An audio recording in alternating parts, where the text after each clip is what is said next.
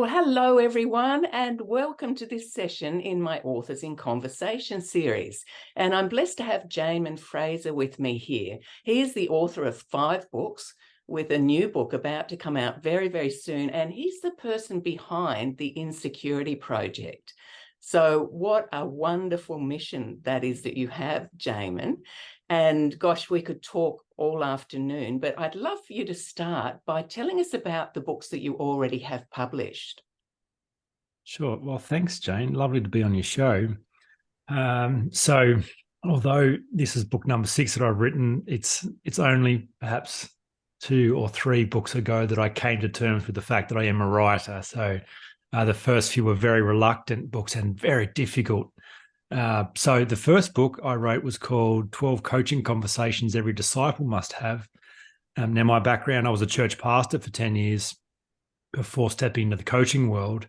And I was, as a pastor, I was always invited into people's world to have conversations about the things that mattered, pain points, things they're trying to change.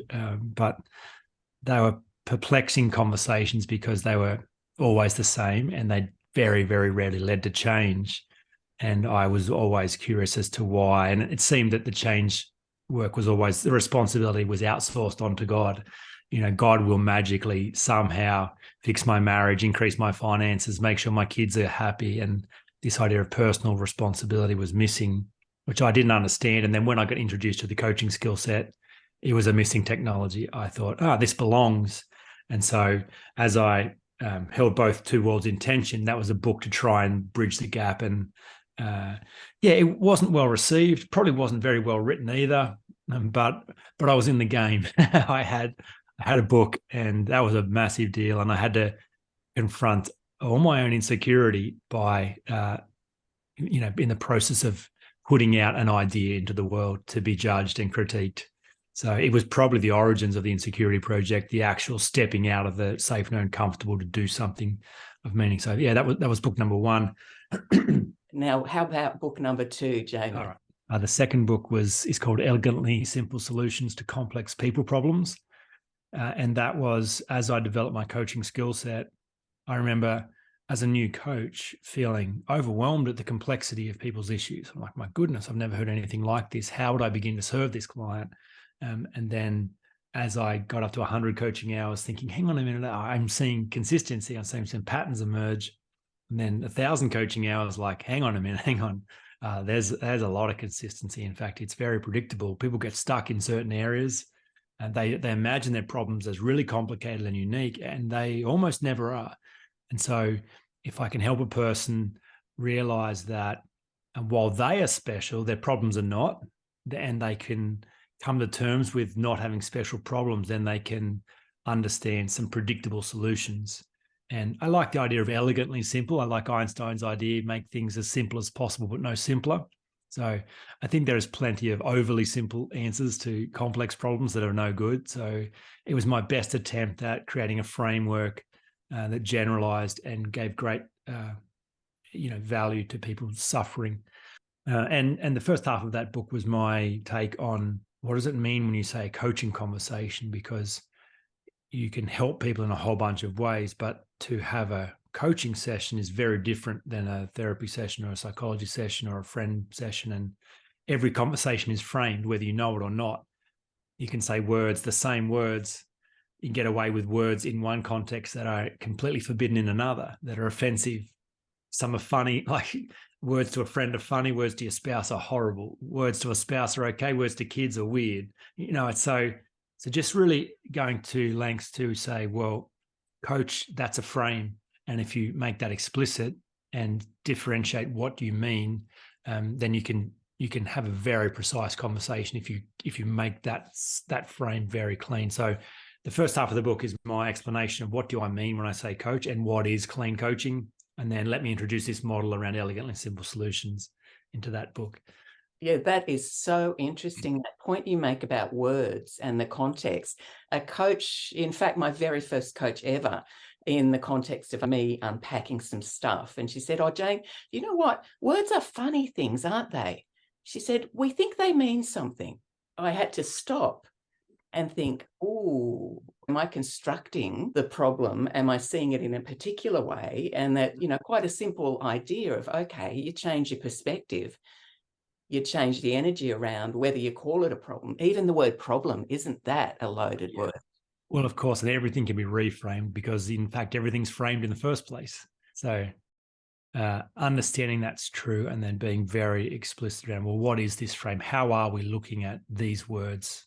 Because I find as a coach, I get away with saying things to people that I could not possibly or would never dare to say in any other context. But they are the right words. They're words that bring great clarity and cut through and empowerment when they're set up in the judgment-free space where the client is focused on their own outcomes and I'm a dispassionate observer. So that was the point of me going to lengths to explain that, to say, if I don't set this up, I'll say words and you'll interpret them with whatever frame you assume I'm talking to you as, and they may or may not hit the mark. So you're right. Words without explicit framing can be taken any possible way you'd like. So that was book number 2. Book number 3 was the Insecurity Project work. So after branding myself the Insecurity guy, the Insecurity Project, that was my treatise on how does insecurity get solved. All my work up to that point had been insecurity-based, really, because I have a real desire to facilitate transformation. I have an aversion to behavior management. I don't like a Band-Aid solution that just gives a nice experience but doesn't actually serve long-term.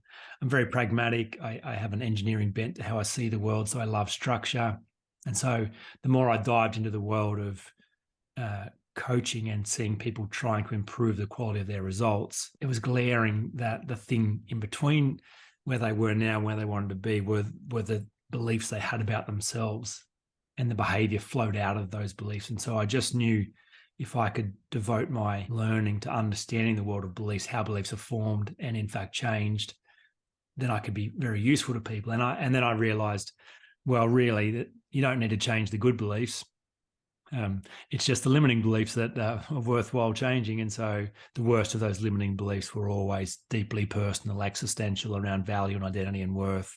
So I was kind of ruined for anything else then. My whole world was thinking about the deepest, darkest, shamefulest, most embarrassing thoughts, beliefs, fears we have about ourselves and what can be done. And off the back of my own experience of that, trying to launch out as a coach. So the 7 essential practices for overcoming insecurity. I don't claim to have invented that model. My claim is that I have deconstructed what existed that was not made explicit. So I think there had been plenty of people who'd found a way to be unhindered by doubt, fear, and limiting beliefs, but I couldn't see anyone who'd made a roadmap how to get there. And in fact, many of the people who I observed had got there didn't really know how they'd done it, so couldn't really teach anybody else to get inside their patterning and reverse engineer it and make sure it was watertight and repeatable as an engineer would and a scientist would, so that it's a useful hypothesis that can hold weight. And so, I'm convinced that there is only, they are 7 essential practices, that they each are the path to how anyone has and will live free from insecurity at their current level of growth. So that's the center of my work still, that book. Early in my coaching business, I had an opportunity to develop content for radio and branded myself as the 1-minute coach. So you've only got a soundbite, you've got a short amount of time. Could I deliver value in 1 minute? Sounded easy, turned out to be the hardest thing I've ever done, because if you've got an hour to tell a story, well, you can take off all kind of tangents and add stories, take your time. If you've got 60 seconds to deliver a complete idea that's actually not adding to the noise and adding value, and every single word matters. You cannot waste a single word in that minute. So in order to not waste a word, they had to be scripted. And so I discovered that I was writing a book without knowing. I made it to, 250 odd. And I thought, there is no possible way I have anything else to say about anything ever again in my life. 250 ideas over 3 or 4 years. And then our business coach said, well, you've got to get to 365, don't you? Like, you've come this far. You can't sell them. Oh, no way. Wants 250 ideas. They're going to want one for every day of the year. So keep going. And so I did keep going. And it continued to be the hardest writing I've ever done. So on some level, that is the book I'm most proud of, because it was the most difficult to write. My mantra and value around when I got to do those 1 minute spots on radio is that there's one of my favorite bands is a band called Switchfoot from California, or San Diego, I think, perhaps in the US. And they have a lyric that says, "If we're adding to the noise, please turn off this song." And I just thought, yeah, that if I'm adding to the noise, do not listen. It's a privilege to be given a platform. So that has to be something quality each time. I won't just punch one out for the sake of it. There is a lot of noise out there already, so I won't add to it. So 365 thought-provoking insights to start your day is the 1 minute coach. That segment still plays on radio around the country. There'd probably be on any day more than 500,000 people would hear the 1 minute coach somewhere around Australia. Wow. Okay. I'm going to find that and have a wee listen, because what you've done, and as you were speaking, I thought, yeah, here's a guy who takes responsibility. You didn't just nut out that last however many would have got you up to 365 days. That was the problem. Yeah. It was hard work. And you know what? That's where the greatest value comes. And I bet your transformation in the process, we transform in every book that we write, really. But in that particular book, boy, I bet you felt like a little bit like a different person. Well, I did. And the challenge was then, because I'd written it over 5 years and I'd grown as a person over 5 years, I then had to go back and adjust, rewrite without changing, so that they didn't contradict what I was saying in later points of growth. So that added another layer of complexity to it. That book, The 1 Minute Coach, it's my prettiest book. It's my only hardcover. My wife, who is the concierge of the Insecurity project, she does client onboarding and all my events and a lot of my content development and marketing. Her vision for that book was that is a gift book. That is a way into real personal development in a palatable way. It must look good on a coffee table so that it's not hidden on a shelf. And so she designed the cover for that book, and it is a good-looking book. And so it's my most gifted book. Fantastic. And it is a gift. Even if it wasn't, hard covered, and I dare say very, very beautiful. That is a real gift. Thank you, Jane. Yes. So then the next book was Leverage, How to Change the People You Love for All the Right Reasons and Get the Relationships You Deserve. So I have a pattern around long-winded titles, but they say something, though. They say something. And so this that one, a little bit controversial, isn't it, though? Because we're always told you shouldn't be trying to change someone else. You got to change yourself. But tell us more now. You unpick this for us. Yeah, and I knew that would be the hardest book to market because of that very thing. Is like, you can't say that, Jaemin. Like that's, and how do you buy that book? You come home with that book under your arm and your partner goes, "So what do you got there, Darl?" "Oh, nothing." Just working out how to change you, all those dysfunctional things you've got going on.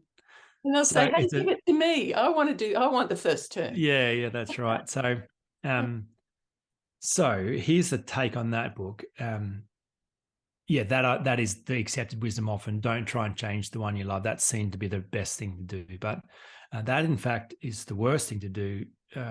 I start the book with a survey that LG Electronics commissioned. I'm not quite sure why they were interested in this research, but they did the study and they interviewed over 3,000 UK couples about the quality of their relationships. And they found that 1 in 3 people wake up beside the single most annoying person they know. And I thought, okay, that's hilarious, because no one starts there. You don't go out into the marketplace going, who's someone who'll annoy the shit out of me? You try and find the most attractive person, but it turns out that they don't stay like that.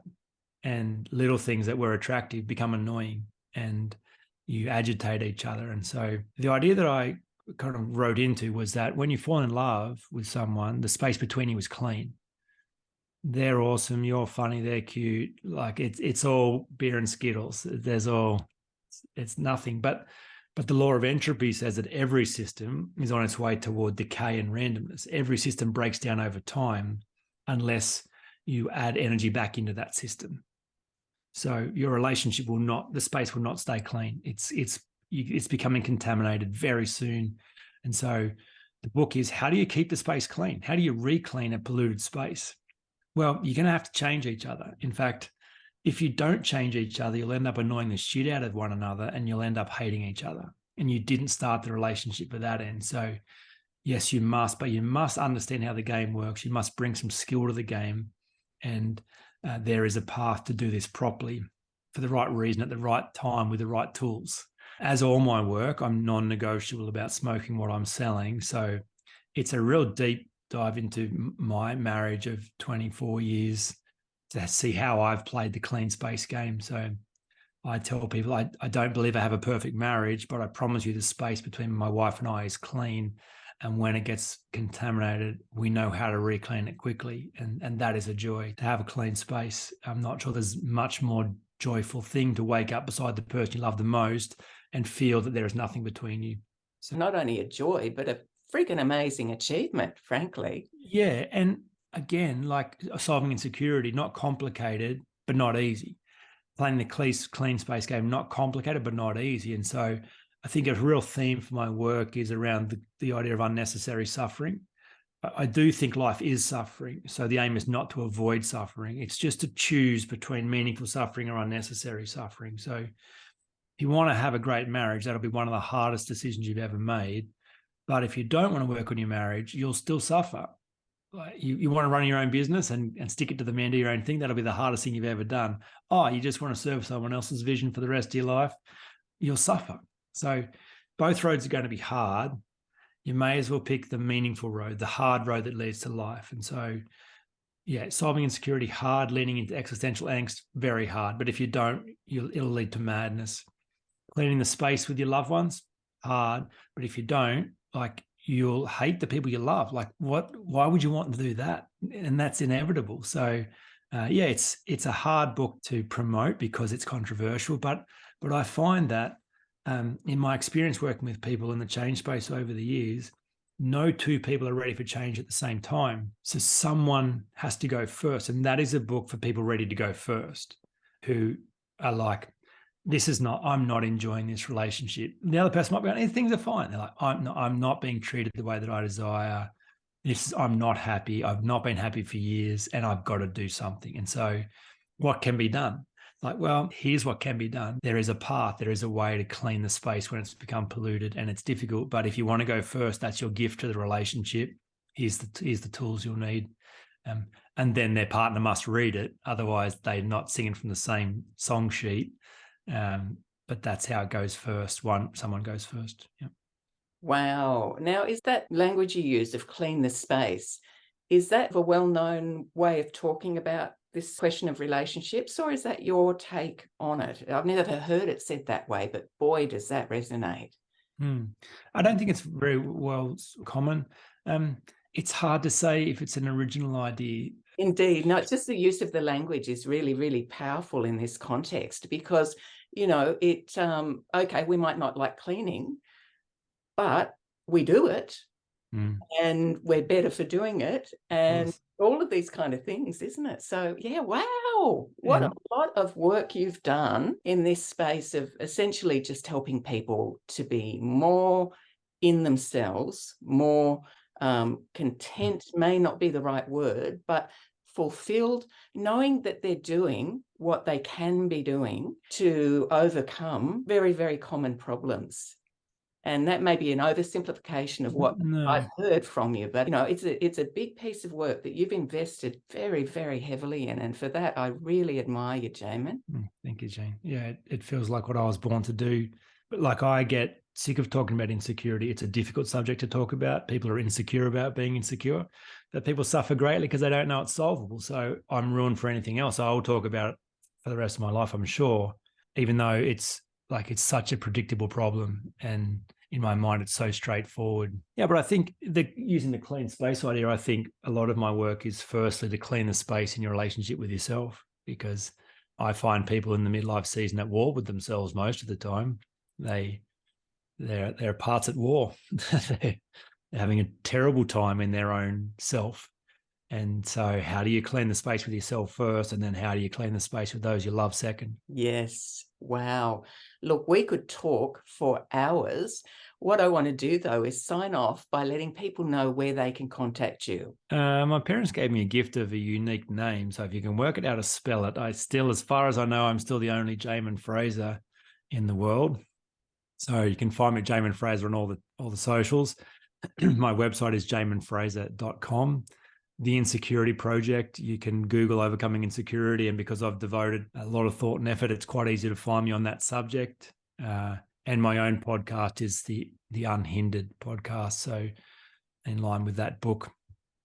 So that's on all the channels as well. Jaemin, thank you so much. It's been a pleasure to talk to you, and I'm going to be grabbing a couple of those books for myself, and I'm sure some of the listeners will as well.